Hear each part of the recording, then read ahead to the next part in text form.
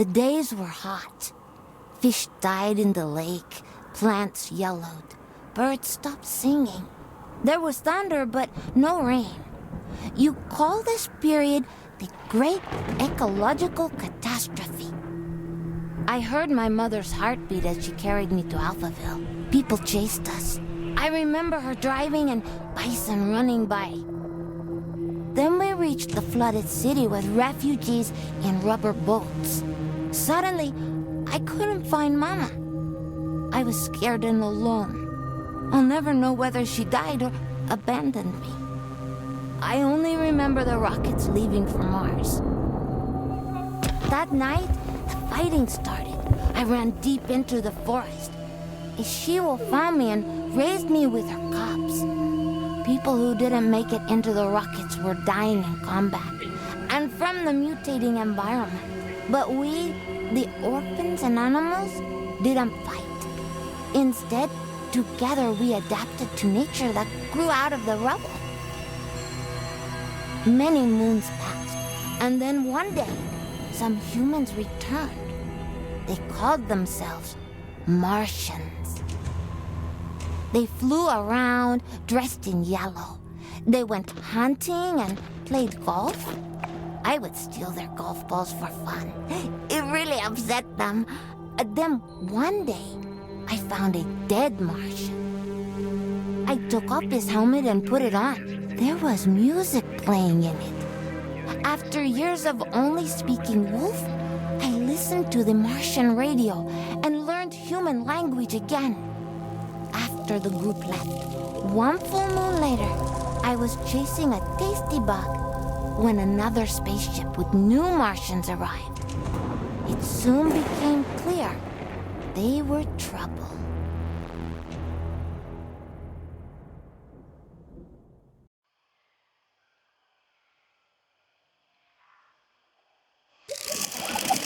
Greetings, all you Tesla City Martians out there. You're listening to Radio Nostalgia from Mars, the show for those who miss a morning run in the park, slurping minestrone soup, sailing with the wind in their hair, singing in unison with thousands of people at a music concert, or smelling the coming rain. In other words, the show for the long lost days of Earth.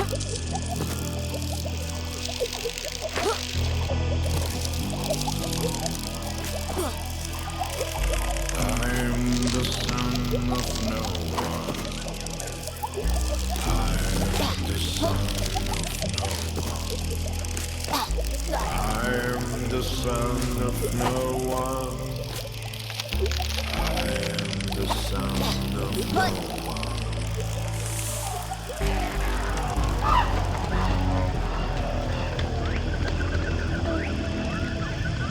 A mutant of tomorrow.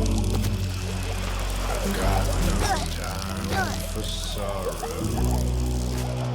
I found becoming a stag, antlers with no yellow tag. Left to my own devices, used to permanent crisis. Without race, without creed, I'm spiritual speed.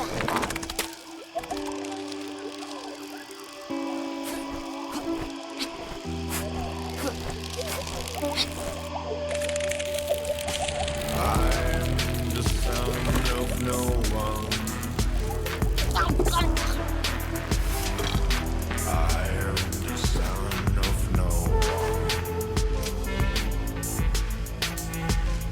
I am the son of no one.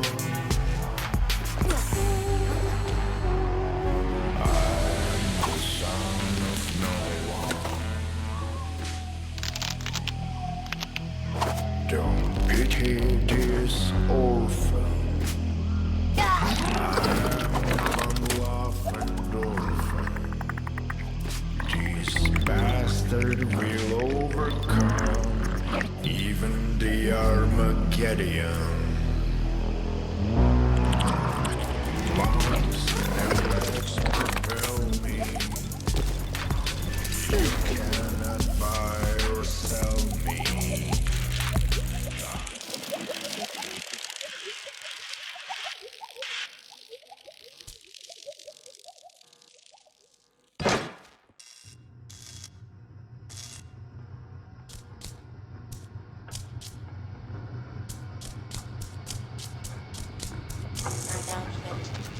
Hospital has discovered insurgent positions. Evacuate immediately. Await instructions from the insurgent leadership. This is not a test. Stand by for announcement. Hospital has discovered insurgent positions. Evacuate immediately. Await instructions from the insurgent leadership. This is not a test. Stand by for announcement. Hospital has discovered insurgent positions. Evacuate immediately. Await instructions from the insurgent leadership. This is not a test. Stand by for announcement. Hospital has discovered insurgent positions. Evacuate immediately. Await instructions from the insurgent leadership. This is not a test. Stand by for announcement. Hospital has discovered insurgent positions. Evacuate immediately. Await instructions from the insurgent leadership. This is not a test. Stand by for announcement. Hospital has discovered insurgent positions. Evacuate immediately. Await instructions from the insurgent leadership. This is not a test. Stand by for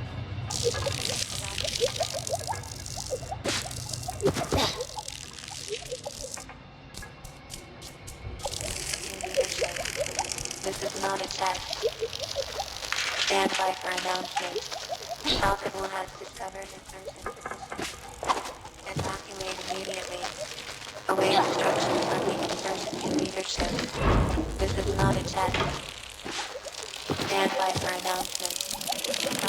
Life like water. No one's son, no one's daughter.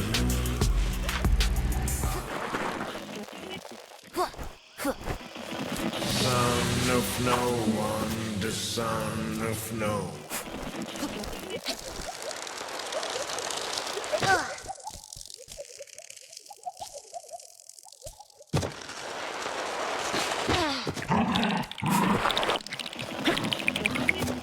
I'm the son of no one. I'm the son of no one. Starting off the show with Son of No One, a song I'm fairly certain resonates with many of us orphans of the earth out here in the stuffy depths of space.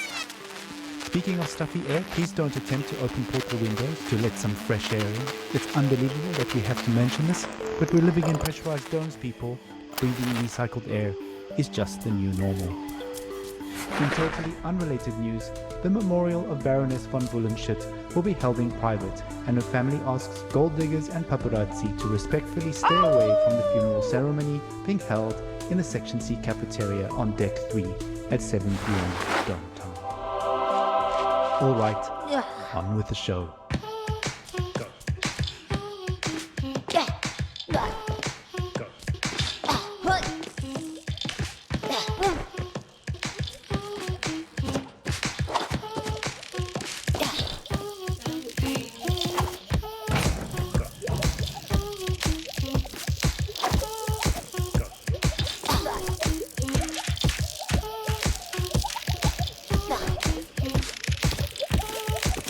We can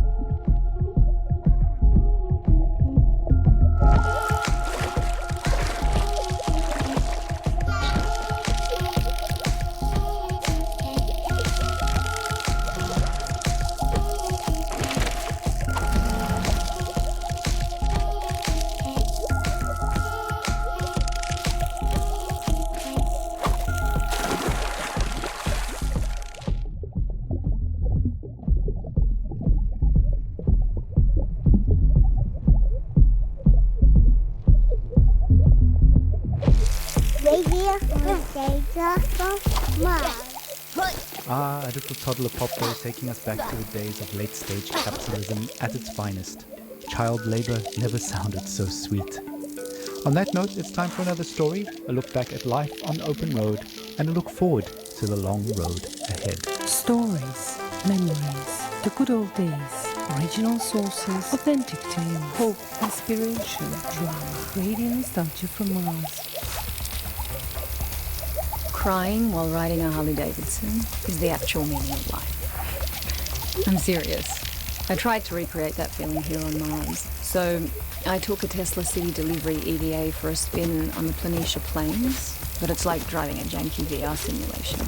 It made me miss riding my motorcycle, my Jolene, even more. At 35, for 30 days in the blistering heat of July, I took a 4,600-mile trip across America on my motorbike. We set off from California, we zigzagged up and down the country and covered 18 states all the way up to New York City, where I was to take over my father's company. During the trip, the biggest surprise for me was how much of my thinking was even banal. I just focused on staying alive at 70 miles an hour on two wheels with crazy winds buffeting me in all directions. So while my mind was this constant barrage of compulsive thoughts, those thoughts were generally practical. Like, how do I get to that destination before dark? Am I drinking enough water? Am I hydrating? The bigger picture stuff of why am I doing this and what is life about anyway didn't come until later. We started the trip at the peak of California's infamous orange heat wave, and we rode it for 5 days in temperatures you wouldn't believe. Some mornings I'd have sweat dripping from my elbows before we even set off. My eyes hurt from the sun. Sometimes I'd wake up so sore I could barely move. My inner thighs had engine burn. And even though those closest to me actually didn't think I'd make it, I learned that I could physically overcome much more than I thought. So after that rite of passage, I knew I could take over the company. Instead of being an entitled little brat whose father would pay for her theatre career, I turned the company into a $1 trillion business. And now, here I am with my family on Mars, among the last representatives of humanity in the universe. But aside from this high-minded idealism, life has no meaning. Because of these damn EVA suits, there's no wind on the highway here. No open air solitude that makes you feel one with the world like back on Earth. On Mars, even if you manage to get outside, you're still trapped in a bubble of your own stale air. No matter where you go, isolation clings to you. Unlike the open road, it's an experience of void, not wholeness. There's no dancing asphalt in the heat, and no neon-lit diners, and 2 a.m. omelettes with green bell peppers and yellow cheddar with a side of burnt hash browns, greasy bacon and black coffee.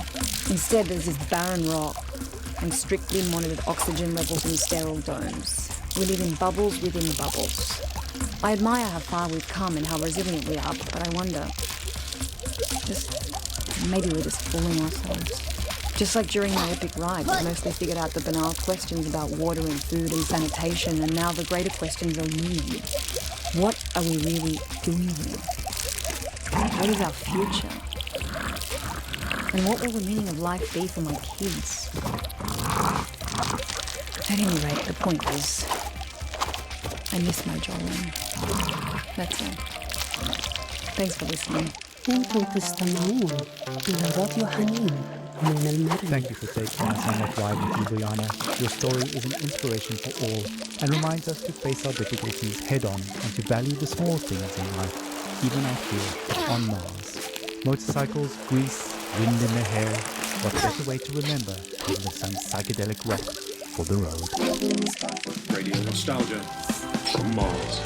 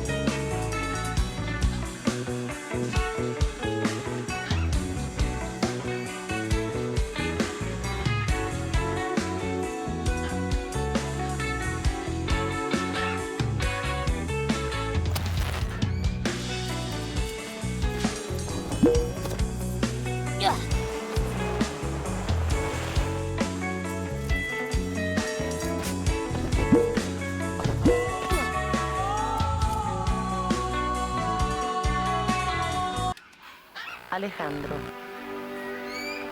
¿Qué? el bebé no es suyo.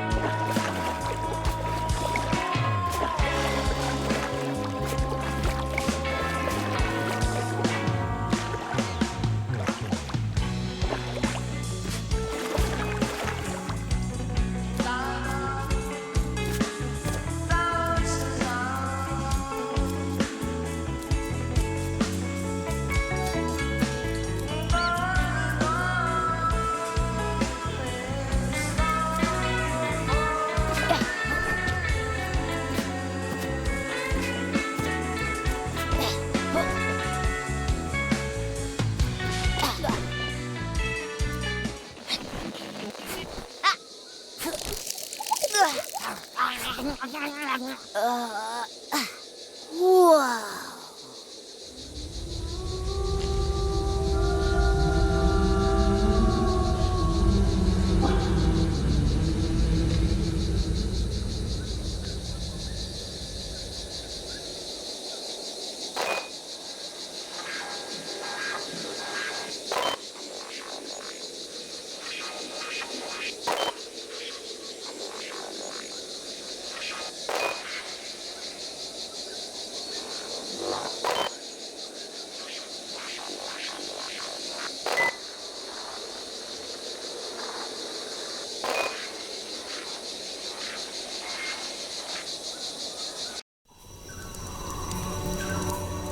I crouched near 3 members of your Martian expedition. The rest of your group were out in the field. I hoped to make friends, but when you saw me, you froze, stopped picking plants and whispered among yourselves. You seemed very scared and confused. amazed that I could breathe without a suit. You rushed towards me, so I ran. You really thought you could hunt me down?